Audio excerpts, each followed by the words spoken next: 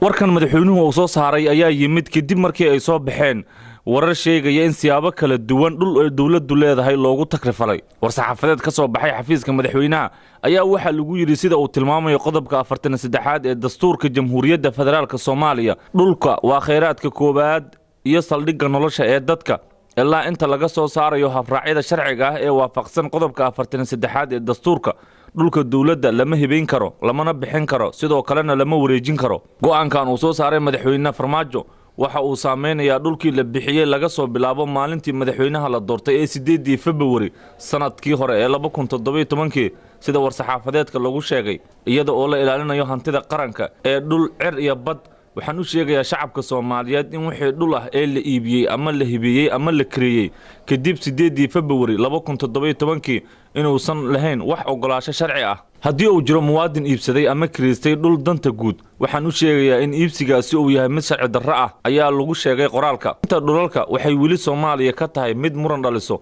waxaana jiro kuwa badan oo la isku haysto maxkamadaha qaar waxay wili dhageysanayaan guryo ay isku haystaan dad kala duwan sidoo kale waxaa jiro meelo dawladdu ay lahayd oo dad rayida ay degan yihiin madaxweyne Farmaajo ayaa amar ku siiyay hay'adaha ka shaqeeya arrimaha dhulalka inaysan bixin karin hanti dawladeed iyadoo aan loo marin habraac sax ah iyo wareegta madaxweyne oo sharciga waafaqsan Axmed Saciid Axmed telefishinka Cable magaalada Muqdisho